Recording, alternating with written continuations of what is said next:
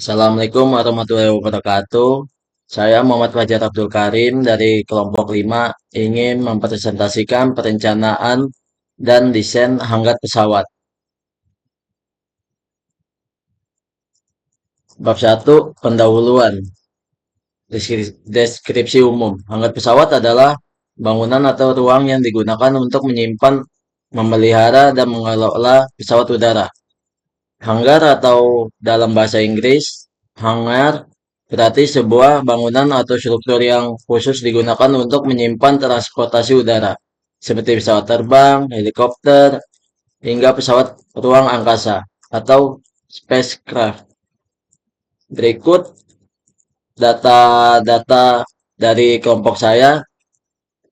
Tinggi bangunannya itu 10 meter, lebar bangunan itu 50 meter, bentang bangunannya itu 70 meter, dan berlokasi di Yogyakarta. Sistem strukturnya rangka baja dengan bracing eksentris. Nah, ini ada denah hanggar yang kelompok saya buat. Berikut ada tampak depan hanggar kelompok saya yang buat. Dan berikut ada tampak belakangnya. Dan ada tampak sampingnya.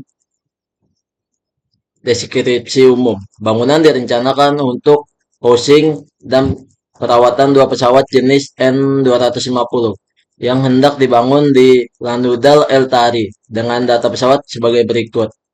Panjang pesawatnya 28,15 meter.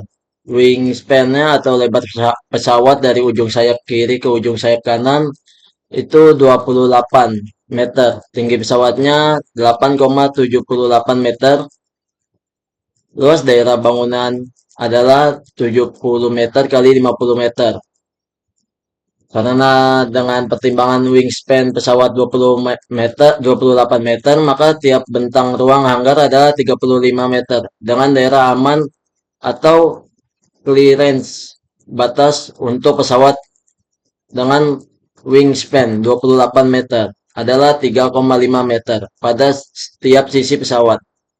Dengan luas area 70 meter, maka diperoleh dua bentang sebagai tempat pesawat dan ruangan sebagai kantor direncanakan berukuran 17,5 meter kali 10 meter.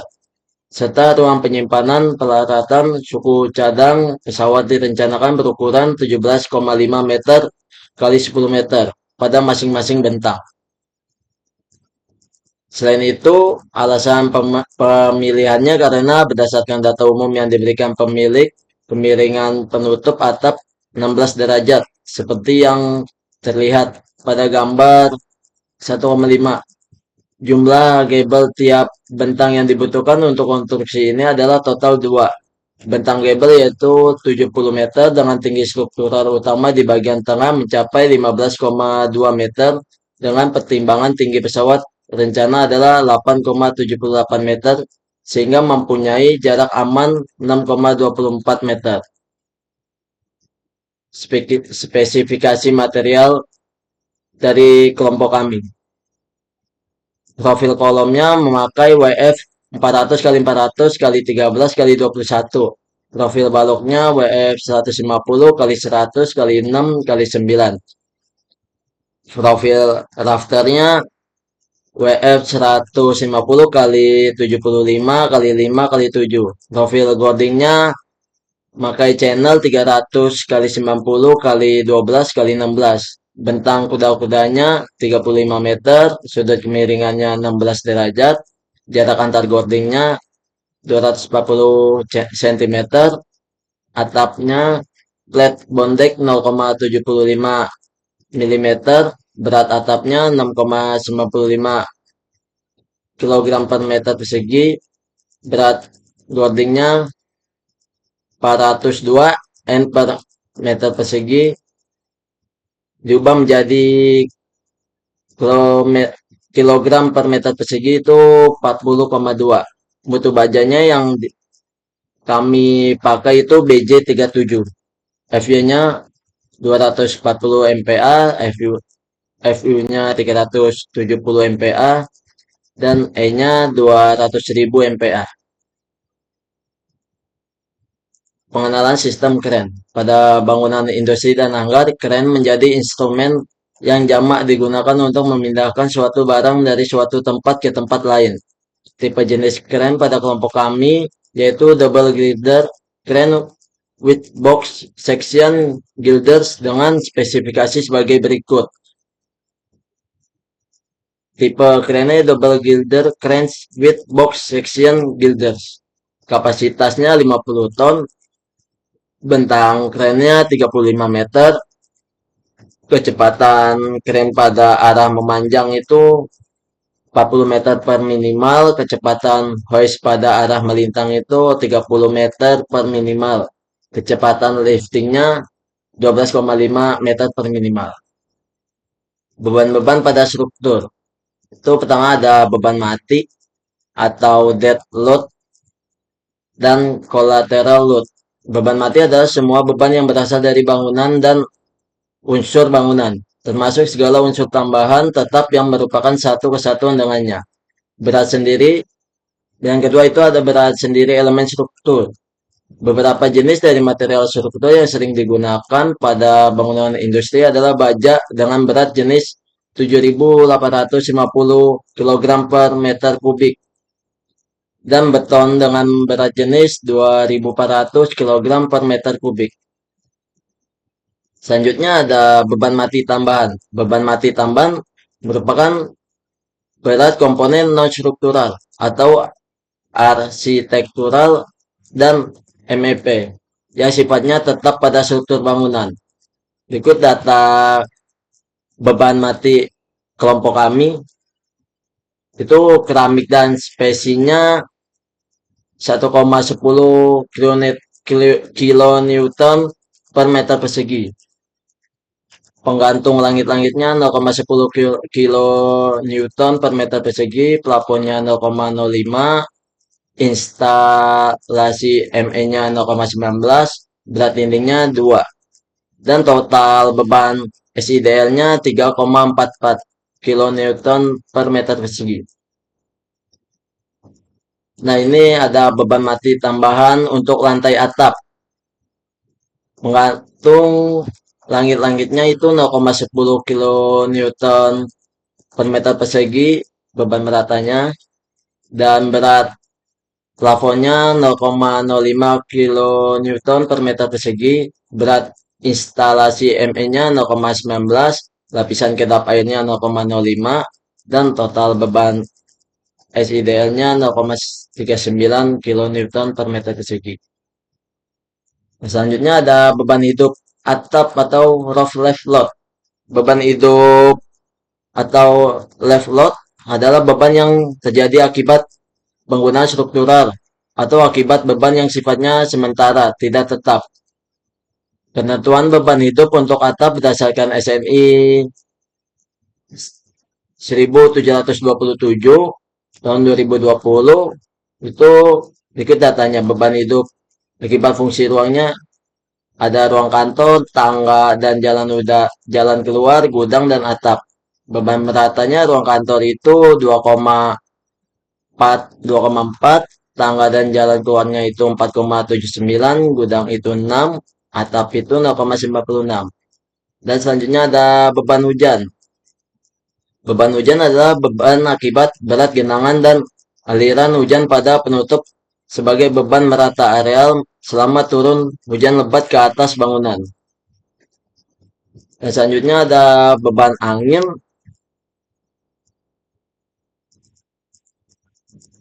Beban angin itu dibagi menjadi 3.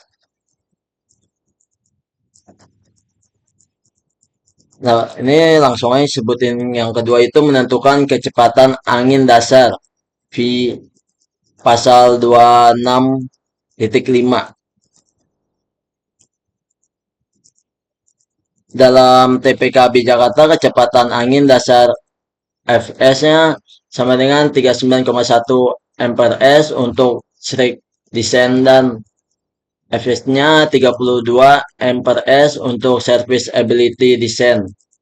Sedangkan menurut HB 212 Slip 2002, 19 descent with specs for Asia Pacific region, report for Amerika atau New Zealand merekomendasikan menggunakan fs-nya 32 untuk service ability descent dan fs 40 m per s itu untuk ultimate descent in Indonesia region. Dan ketiga itu menentukan parameter beban angin. Parameter beban angin untuk sistem SPGAU ditentukan menurut pasal 26. Faktor arah angin KD pasal 26.6. Pada tipe struktur ini kita memakai sistem penahan gaya angin utama atau SPGAU dengan arah angin KD-nya 0,85. Berikut datanya. Selanjutnya ada beban angin atau wind load. Wind load. Pertama itu ada kategori kekerasan permukaan pasal 26.7. Kekerasan permukaan si daratan terbuka dengan penghalang tersebar yang memiliki tinggi umum kurang dari 30 ft atau 9,1 m. Kategori ini mencakup daerah terbuka datar dan padang rumput. Itu ada yang kedua itu ada kategori explosius pasal 26.7. Explosius B untuk bangunan gedung dengan tinggi atap rata-rata kurang dari atau sama dengan 30 ft atau 9,1 meter. Faktor yang ketiga itu ada faktor topografi atau KJT pasal 26.8. Jika kondisi situs dan lokasi gedung dan bangunan lain tidak memenuhi semua kondisi yang disyaratkan, maka KJT-nya itu 1,1. Dan keempat itu ada efek tiupan angin. Faktor efek tiupan angin untuk suatu bangunan gedung dan strukturan lain yang kaku boleh diambil sebesar 0,85. Dan terakhir itu ada faktor elevasi permukaan tanah ke pasal 26.9. Secara konservatif, faktor elevasi dasar untuk seluruh elevasi dapat diambil ke 1. Dan selanjutnya ada koefisien tekanan internal GCPI pasal 26 Slip 13. Koefisien tekanan internal bisa didapatkan pada SNI 1727 tahun 2020 yang juga tercantum sebagai berikut. Tabelnya sebagai berikut.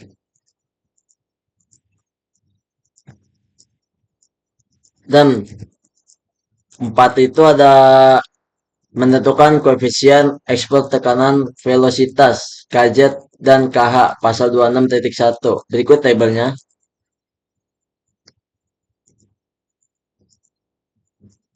Koefisien eksplosif tekanan velositas KZ dapat ditentukan dari formula sebagai berikut. Rumusnya untuk 15 Ft kurang dari Z kurang dari ZG itu sama dengan KZ sama dengan 2,01 kali buka kurung Z dibagi ZG tutup kurung 2 pangkat 2 per A. Untuk Z itu kurang dari 15 Ft sama dengan KZ sama dengan 2,01 kali 15 per ZG pangkat 2 per A. Di mana nilai ZG dan alfa dapat diambil dari tabel berikut. Tabel koefisien eksplor daratan.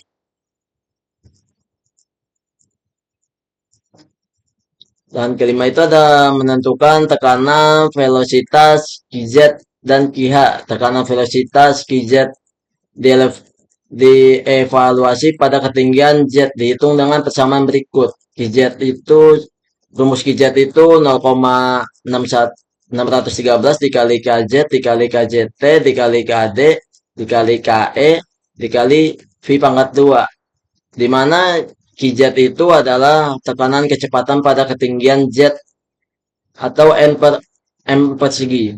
KZ itu koefisien papanan, tekanan, kecepatan.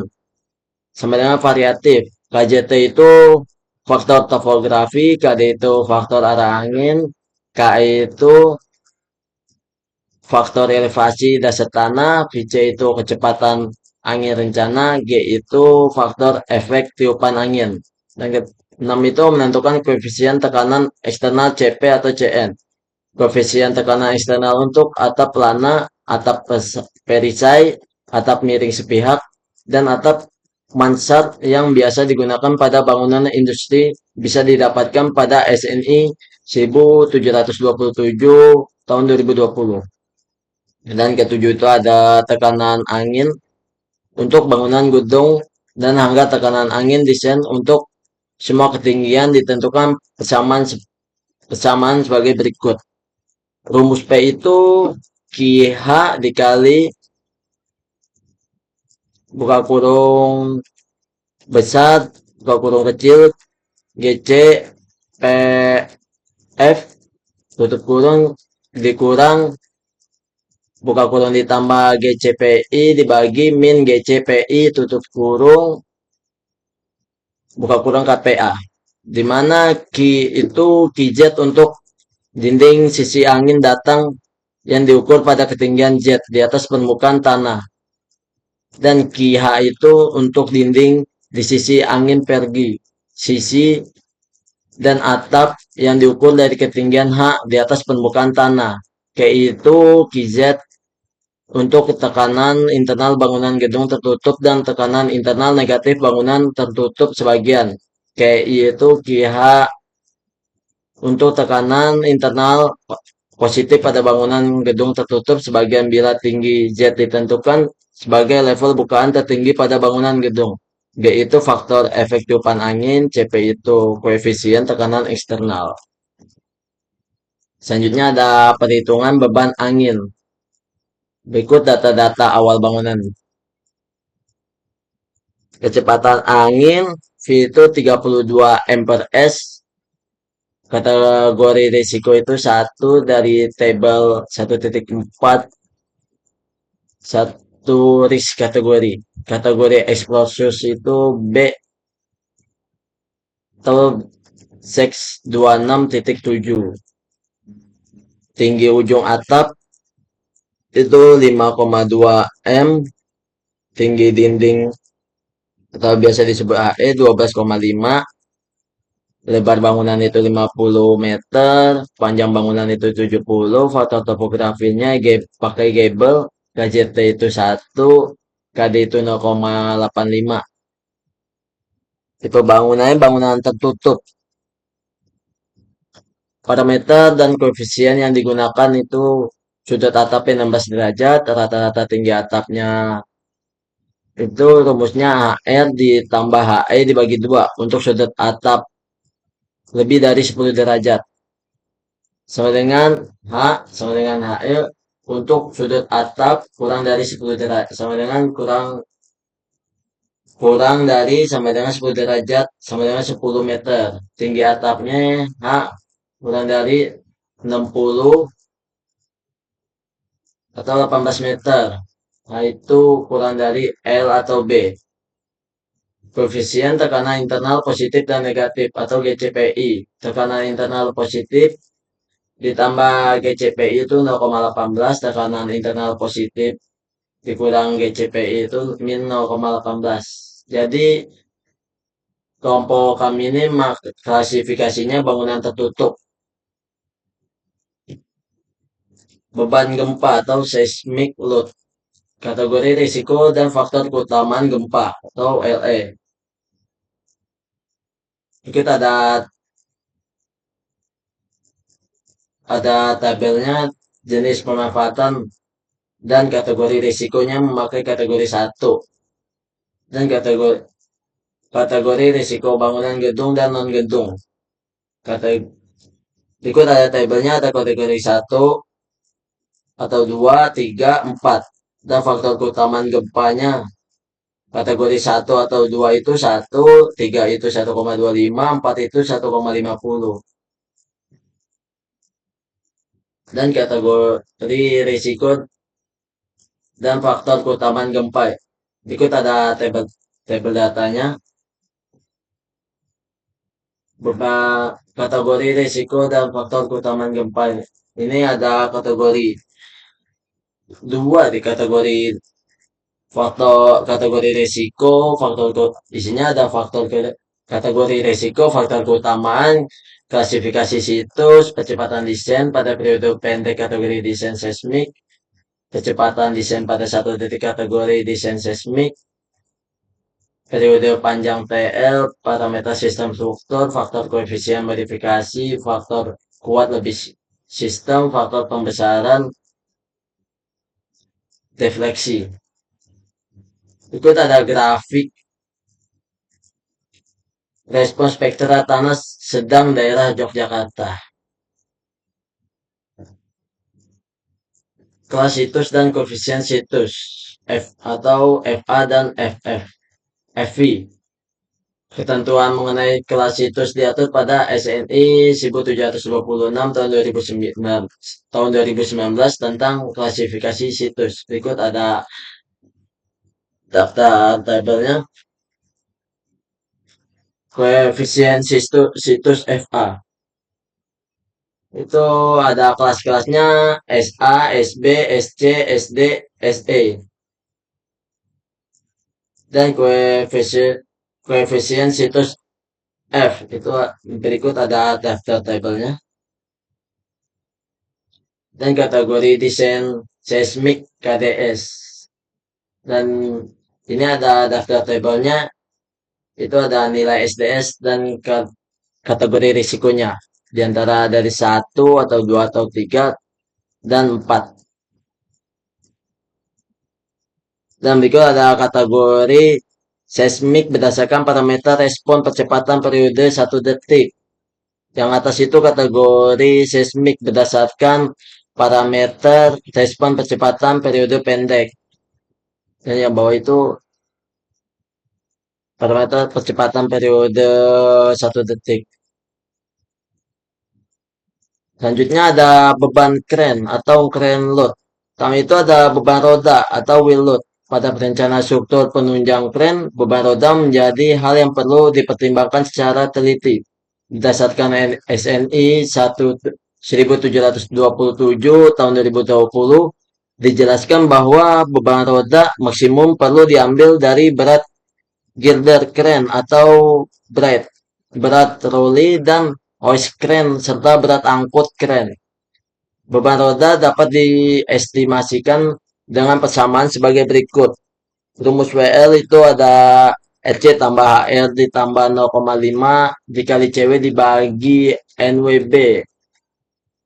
Di mana WL itu beban roda maksimum, RC itu kapasitas angkut kren, HT itu beban hoist plus troli, CW itu beban sendiri kren atau tidak termasuk hoist plus troli. NWB itu jumlah roda pada salah satu sisi kren.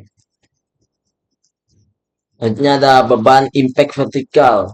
Selama masa operasi kren, operasional kren pada beban struktur akan terus mengalami variasi perbedaan karena beban kren.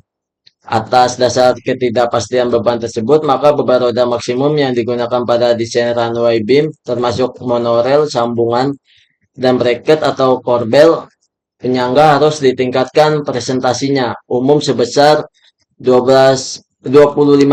SNI-nya 1727 tahun 2020 yang mengadopsinya ASCE 7/16 memberikan panduan mengenai besaran faktor impact yang perlu diberikan pada beban roda maksimum sebagaimana detailnya pada tabel berikut.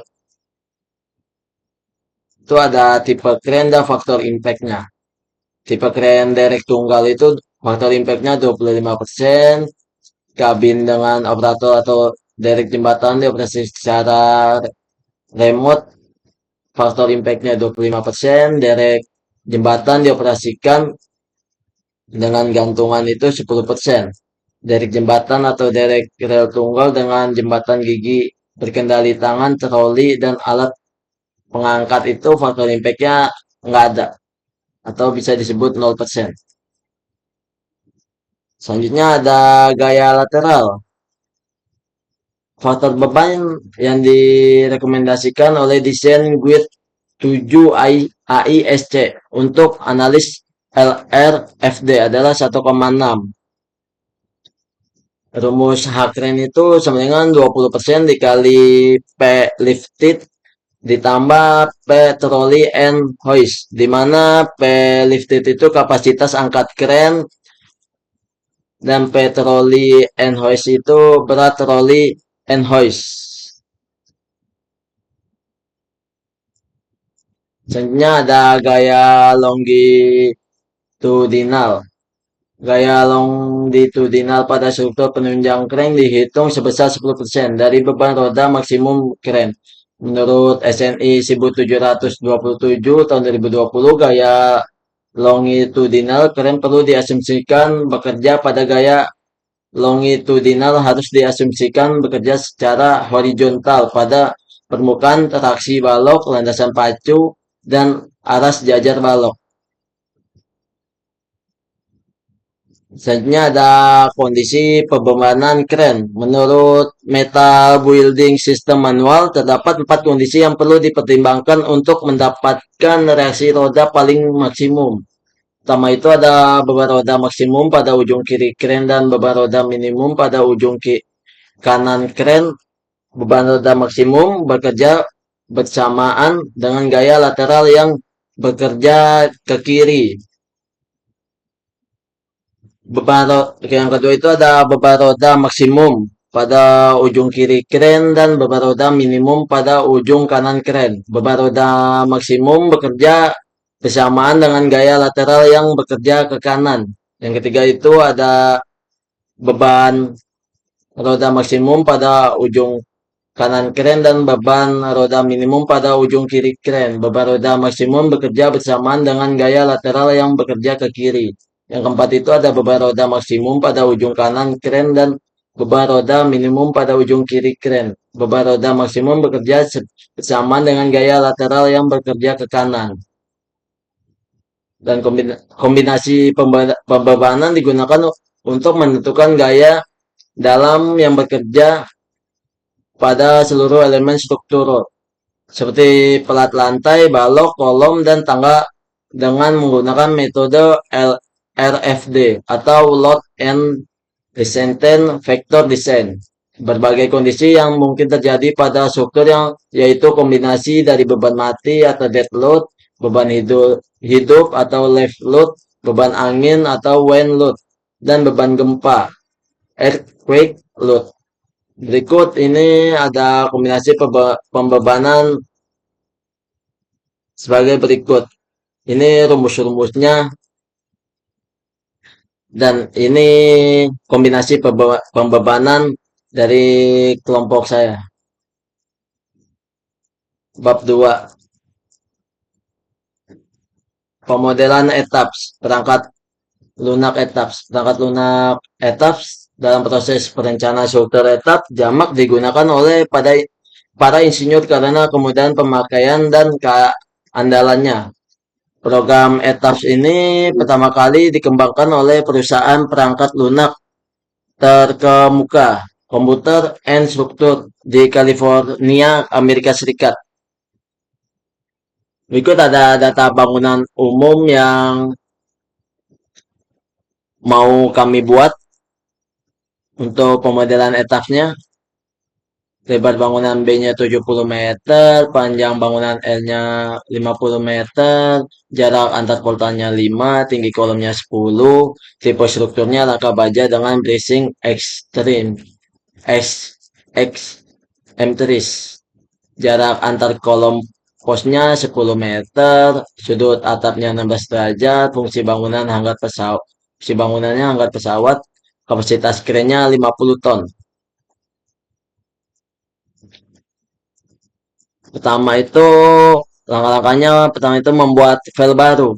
Langkah awal pemodelan dengan software etaps adalah dengan membuat file baru dengan cara klik file new model.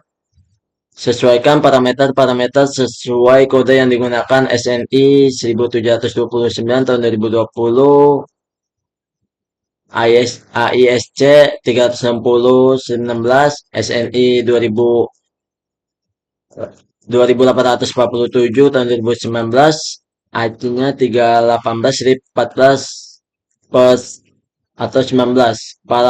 Pada menu new model, quick template, pilih blank. Untuk memudahkan proses pemodelan, atur beberapa template unit yang biasa digunakan dengan cara klik pada area pojok bawah itu ada unit, dan selanjutnya ada konsisten unit, selanjutnya dan atur satuan panjang dan gaya yang diinginkan. Dan yang kedua itu membuat grid. Membuat grid dan story data itu dengan cara pertama itu edit. Terus klik edit stories and grid system, lalu dimodify. Atur jarak grid dan ketinggian yang digunakan. Grid untuk arah X dan Y dapat ditambahkan dengan dua cara, memasukkan ordinate grid atau dengan cara memasukkan jarak antar grid. Akan dicoba cara input grid melalui ordinate. Bangunan hanggar pesawat akan memiliki luas 50 meter kali 70 meter. Dengan jarak antar kolom pada arah memanjang itu 10 meter. Sementara pada arah melintang terdapat kolom pos dengan jarak antar kolom itu 2,4 meter. Dan selanjutnya ada penentuan profil properti material. Penentuan material dapat dilakukan dengan cara klik define, lalu material. Nah, berikut ini material baja profil yang kelompok saya gunakan. Mutu baja profilnya BJ37 atau A36. Berat jenis bajanya 7.850 kg per meter kubik. Modulus elastisitas bajanya atau ES-nya 200.000 MPa. Tegangan leleh atau FU-nya 240 MPa. Tegangan putus atau FU-nya sama dengan 370 MPa. Ikut gambar contohnya yang ada di atas. Selanjutnya ada penentuan profil menampang. Ukuran penampang yang digunakan untuk elemen struktur yang direncanakan yaitu sebagai berikut. Kolomnya WF 400 x 400 x 13 x 21, rafternya WF 150 x 75 x 5 x 7. Purlin CMP atau gording itu 300 x 90 x 12 x 16. Baloknya pakai WF 150 x 100 x 6 x 9. Wine bracingnya rod 8, wine bracingnya rod 10. Nah, berikut ini contoh etaps yang dari kelompok kami buat.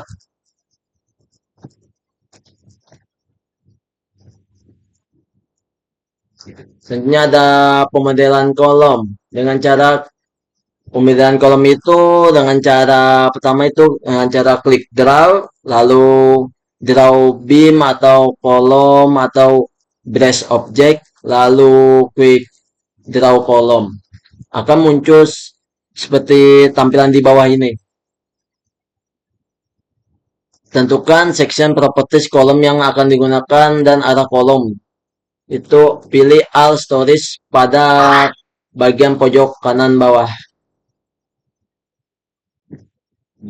Nah, selanjutnya ada pemodelan balok. Dengan cara klik draw, lalu sebenarnya nggak beda jauh sama yang tadi. Bedanya ini cuma langsung draw beam atau plane elevasi 3 dimensinya. Melihatkan 3 dimensinya. Akan muncul tampilan seperti di bawah ini. Tentukan section properties balok yang akan digunakan. Dan pemodelan selanjutnya ada pemodelan rafter. Pengaturan Snap option dapat dilakukan dengan cara klik draw, lalu snap option, lalu aktifkan opsi snap yang diinginkan. Berikut nih contoh gambarnya di bawah pojok kiri. Dan lalu modelkan rafter dengan cara klik draw atau kolom atau brush. Lalu hubungkan rafter dari average ke apex midpoint. Untuk mengandalkan rafter tersebut, select rafter akan digandakan edit, replicate, array, 2DY, apply, lalu oke. Proses pengadaan dapat dilakukan baik pada arah X atau Y maupun arah X dan Y secara bersamaan. Hal yang perlu dimasukkan adalah jarak objek yang digandakan dari sumber aslinya serta jumlah penggandaan objek. Begini contoh gambar etapnya yang saya buat. Yang kanan itu replicate. Selanjutnya ada pemodelan purlin atau ghosting. Itu dengan cara section rafter yang akan dibagi. Edit frames, divided frames, lalu divided intro 5 frames object. Itu dibagi 5. Dan selanjutnya ada dengan klik draw beam atau kolom atau brush, lalu atur properties of object sesuai pada gambar di bawah dan lalu tutup kembali project of object. Selanjutnya ada pemodelan bracing pada dinding dengan cara klik draw, lalu draw beam atau kolom brush object, lalu quick draw brush akan muncul tampilan seperti di bawah ini. Dan tentukan section properties bracing yang akan digunakan. Nah, pemodelan bracing pada atap. Tadi kan dinding, sekarang atap dengan kurang lebih sama caranya. Nah, berikut ini gambar 3 dimensinya.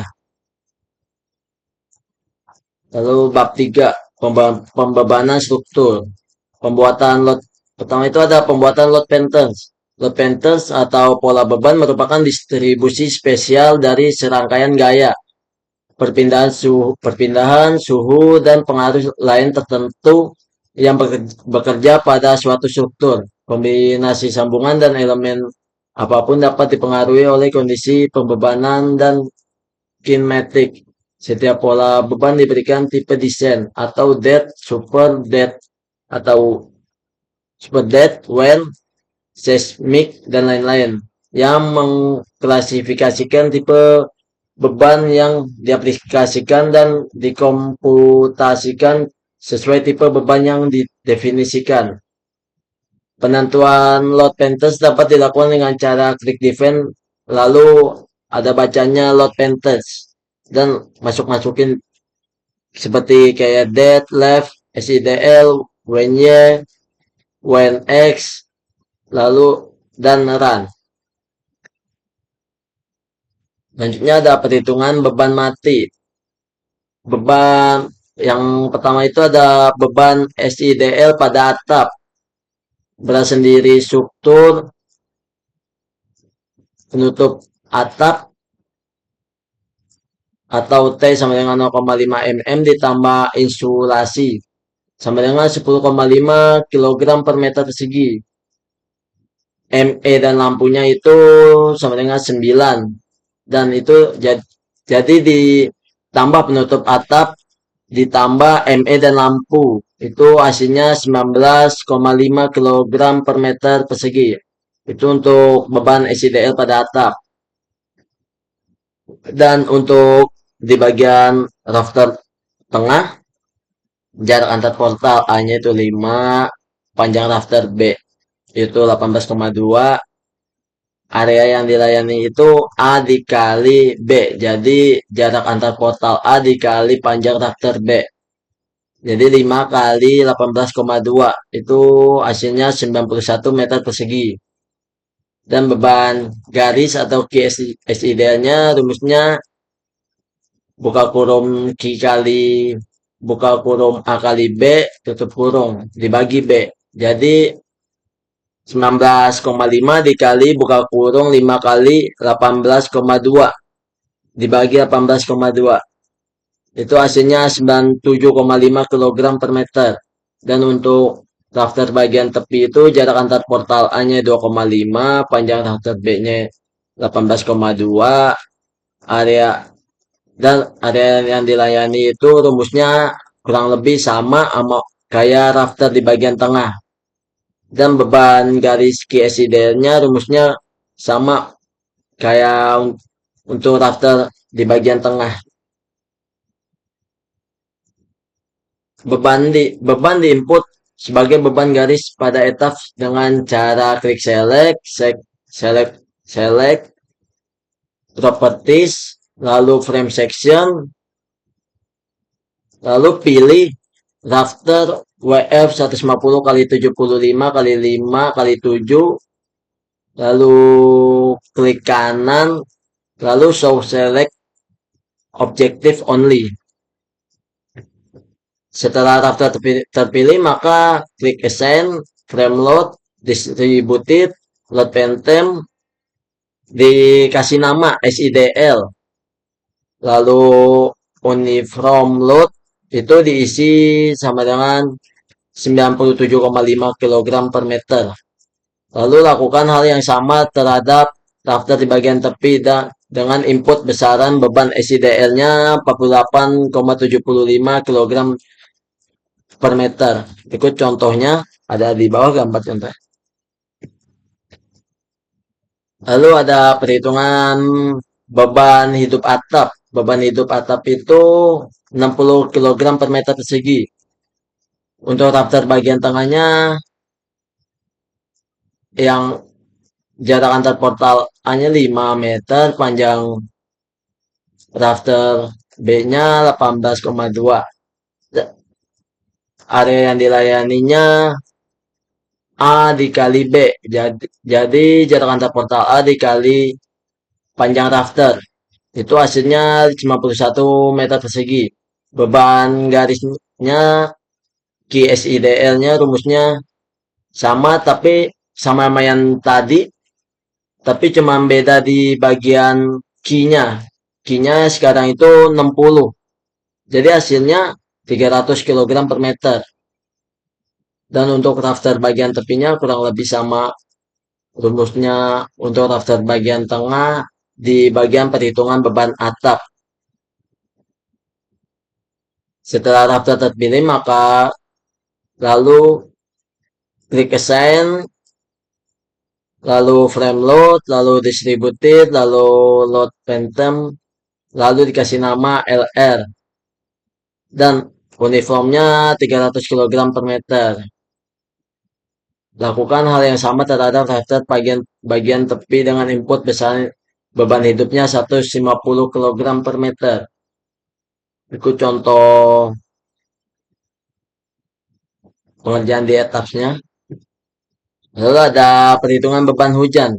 Sudut atapnya apa 16 derajat. Beban hujannya R 40 dikurang 0,8 dikali 10. Jadi hasilnya 27,2 kg per meter persegi. Lebih dari 20 kg per meter persegi. Maka beban akibat genangan air hujan diambil sebesar 20 kg per meter persegi. Untuk rafter di bagian tengahnya jarak antar portalnya 5, beban garis QR-nya rumusnya Q kali A. Jadi Q-nya kan tadi sudah didapatkan 20. Jadi 20 dikali 5 sama dengan 100. Dan untuk rafter bagian tepinya jarak antar portalnya itu sama kayak untuk rafter bagian tengah. Beban garisnya rumusnya Q dikali 0,5 dikali A. Q-nya itu 20 dikali 0,5 dikali 5. Sama dengan itu hasilnya 50 kg per meter. Setelah rafter terpilih itu kita masukkan ke dalam pemodelan etaps itu. Itu kurang lebih caranya sama kayak yang sebelumnya. Cuma bedanya di hasil uniform lotnya 100 kg per meter dan rafter bagian tepi dengan input besaran beban hujannya 50 kg per meter. Perhitungan beban angin itu sudah dijelaskan di bab 1 tadi. Bab 4, perencanaan struktur terhadap beban gempa. Percepatan spektral desain. Berikut datanya SS 1007 gram, S1-nya 0,5007 gram, TL-nya 6S, SDS-nya 0,78 gram, SD-nya 0,61 gram, TO-nya 0,16 S, TS-nya 0,78 S. Berikut nih grafiknya. Pengiputan beban gempa itu dengan cara pertama klik defend, lalu function, lalu respon spektrum, lalu klik OK. Dan selanjutnya muncullah defend, respon, spektrum, function, lalu pilih SNI yang terbaru, lalu add new function. Selanjutnya klik function, lalu dinamain nama kota. Kalau kelompok saya itu kota Yogyakarta. Nah, selanjutnya masukkan nilai SS dan SI dari Puskim. Penentuan kategori desain seismik. Jadi kelompok kami itu memakai nilai SDS-nya 0,5 kurang dari SDI. Kategorinya D, kategori risikonya D, kategorinya 1 atau 2 atau 3 itu D, dan 4 itu D. Nilai kategori SDI-nya yang bawah itu 0,20 kurang dari SDI, dan kategori risikonya sama aja D. Selanjutnya ada sistem struktur. Sistem rangka baja pemikul momen khusus atau arah transversal. Koefisien, berikut ada data-datanya. Koefisien modifikasi respon atau R8, faktor kuat lebihnya itu 3, faktor pembesaran defleksinya 5,5. Dan sistem rangka baja dengan bracing eksentris atau arah longitudinal. Itu koefisien modifikasi responnya 8, faktor kuat lebihnya 2, faktor pembesarannya defleksi 4. Dan pemodelannya itu dengan cara klik load cache, lalu load cache data, lalu add copy of cache untuk membuat arah X, lalu tulis nama respon spektra, dan lalu ubah function menjadi Yogyakarta, lalu klik OK. Selanjutnya ada perhitungan periode fundamental struktur. Kelompok kami ini memakai parameter kecepatan respon spektral desain pada 1 detik SD-nya itu 0,4. Koefisien CU-nya 1,4. Dan tipe strukturnya itu rangka baja, pemikul momen, dan semua sistem struktur lainnya. Rangka baja pemikul momen itu CT-nya 0,0724, X-nya 0,8. Dan semua sistem struktur lainnya itu 0,0488, itu CT-nya, dan X-nya itu 0,75. Berikut hasil perhitungan periode fundamental struktur perlu dibandingkan dengan hasil analis periode fundamental melalui bantuan etaps dari analis yang diperoleh periode sebagai sebagai berikut. Periode hasil analis arah X-nya itu CTX-nya itu 0,5931 detik. Periode hasil analisis arah Y-nya itu 0,2842 detik. Nah, di atas itu ada perhitungan periode arah melintang atau OMF. Dan di sebelah kanannya itu ada perhitungan periode arah memanjang atau OCBF. Nah, bikin data periode arah melintang itu parameter SD-nya 0,61 gram, koefisien CU-nya 1,4, koefisien CT-nya 0,0724, koefisien X-nya 0,8. Maka perhitungan periode struktur dapat dijabarkan sebagai berikut. Tinggi bangunannya 10, periode fundamental pendekatnya dicari dengan cara CT dikali A pangkat X.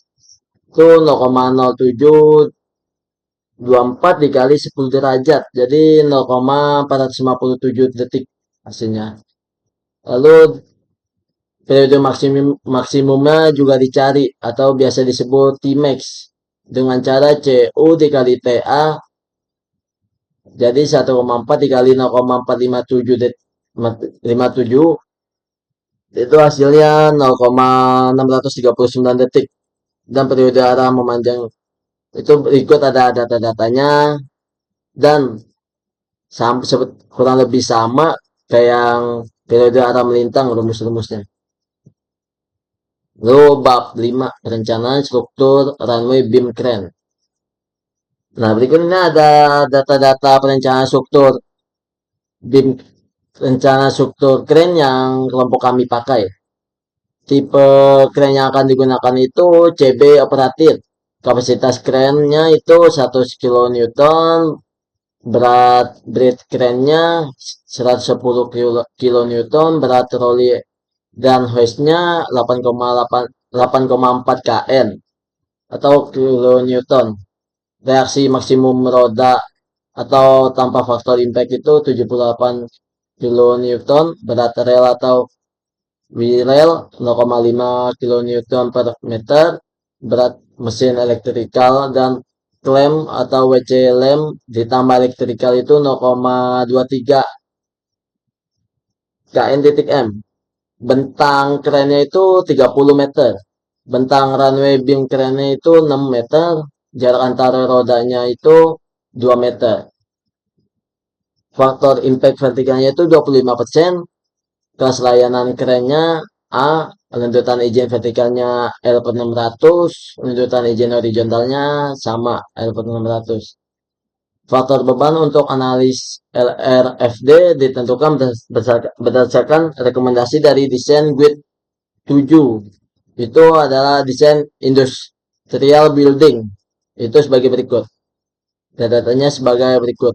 Faktor beban untuk bread crane-nya itu 1,2, faktor beban untuk trolley and hoist-nya sama 1,2, berat sendiri runway-nya beam dan rail itu sama 1,2 juga. Left load-nya 1,6, lateral terus and longitudinal forecast-nya 1,6.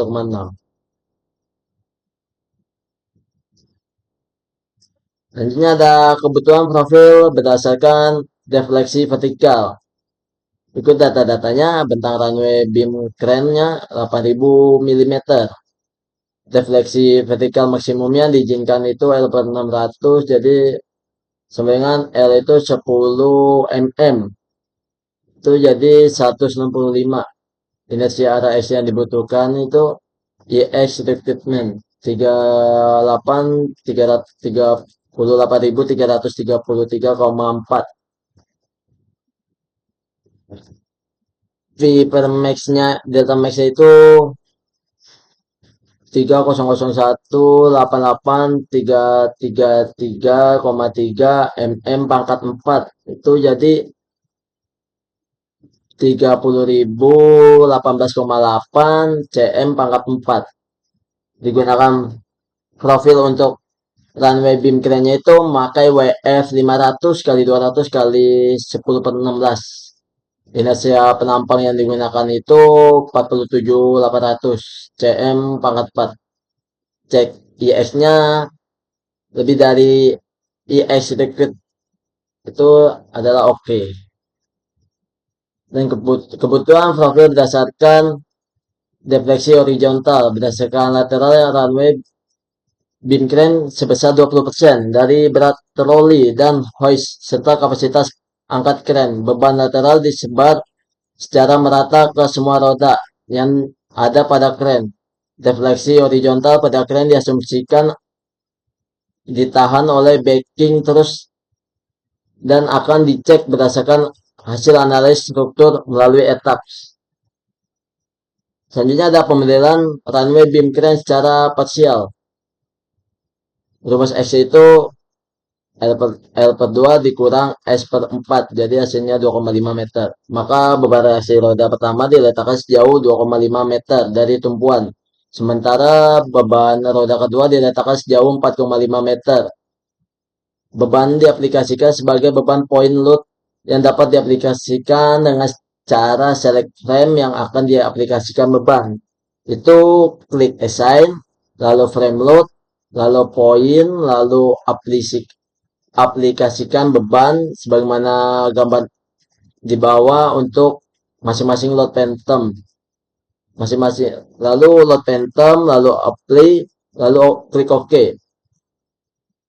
Nah, ini ada beban yang akan dimasukkan itu. Ada beban mati, beban hidup, beban rel, beban transversal, dan beban long. Itu beban mati itu 31,6 kN, beban hidup itu 50 kN, beban relnya itu 0,7 kN per meter, beban transversal itu 5,4 kN, beban longnya itu 7,8 kN. Misalnya ada kombinasi pembebanan. Faktor beban untuk analisis LRFD ditentukan berdasarkan rekomendasi dari desain grid 7. Itu isinya desain industrial building. Itu ada sebagai berikut.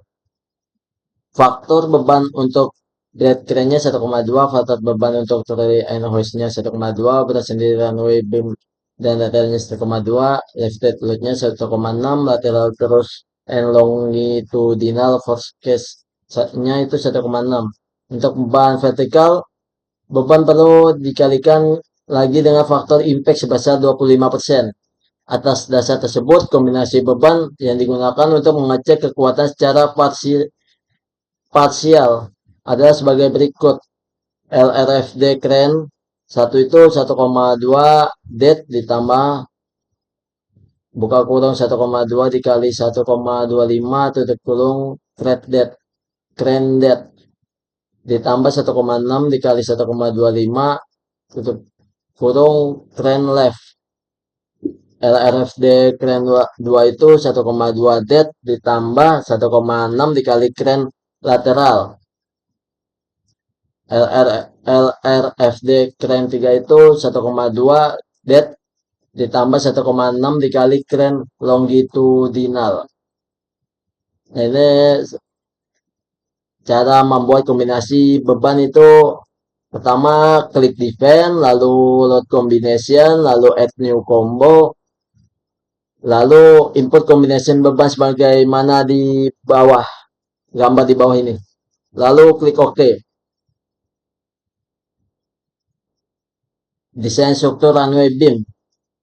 Lakukan running case terlebih dahulu dengan cara klik analysis, set load cases to run, lalu run all, lalu run now. Itu nih contoh gambarnya di pengaplikasian di etaps. Dan lalu atur kombinasi pembebanan yang akan digunakan dalam desain elemen struktur dengan cara klik steel frame design pada ribbon bagian atas, lalu klik desain combination, lalu atur combination pembebanan yang sudah dicari. Lakukan desain dengan cara klik steel frame design pada ribbon bagian atas. Itu pertama itu start check atau desain. Dicek jadi desainnya. merah atau tidak. Cek stress ratio elemen struktur dengan 173, cara klik steel frame, desain, lalu display desain info, lalu desain output, lalu pilih PM ratio, color and value. Selanjutnya ada pengecekan lendutan. Lendutan akibat beban roda maksimum dan beban lateral perlu dicek terhadap batas yang diizinkan. Pengecekan terhadap lanjutan dapat dilakukan dengan cara klik show deformate shape pada ribbon bagian atas, lalu atur case yang diinginkan ditampilkan, lalu atur pemindahan yang ingin ditampilkan, lalu klik apply, lalu oke. Adapun kombinasi pembangunan yang digunakan untuk pengecekan lanjutan vertikal dan horizontal adalah sebagai berikut. Kombinasi surface vertikal itu satu depth ditambah crane depth ditambah crane left. Lalu kombinasi surface horizontal itu satu crane lateral. Berdasarkan hasil analis lanjutan yang terjadi akibat beban roda maksimum adalah 9,039 mm. Sementara lanjutan horizontal yang terjadi akibat beban lateral adalah 0,263 mm. Lanjutan yang terjadi perlu dicek terhadap batas yang diizinkan. Untuk lanjutan vertikal, lanjutan izin dibatasi pada L600 untuk kelas layanan crane A. Untuk lanjutan horizontal, lanjutan izin dibatasi pada L400 untuk kelas layanan crane A. Berikut ada tabel pengecekan terhadap lanjutan izin. Dan bab 6 itu ada kesimpulan. Perencanaan struktur ranggan dengan ukuran panjang 50 meter, lebar 70 meter, dan tinggi 10 meter dengan profil struktur baja yang kami gunakan sebagai berikut. Ini ada di bawah data-datanya. Dan untuk beban struktur yang kami rencanakan sebagai berikut. Beban angin itu 1,183 N per meter persegi. Beban hujan itu atau rafter tengah itu 100 kg per meter. Beban hujan untuk rafter tepinya itu 50 kg per meter. Dan beban SIDL atap itu 19,5 kg per meter persegi. Beban SIDL untuk rafter tengahnya itu 97,5 kg per meter. Beban SIDL untuk rafter tepinya itu 48,75 kg per meter. Beban hidup atau atap itu 60 kg per meter persegi. Beban hidup untuk rafter tengahnya itu 300 kg per meter. Beban hidup untuk rafter tepinya itu 150 kg per meter.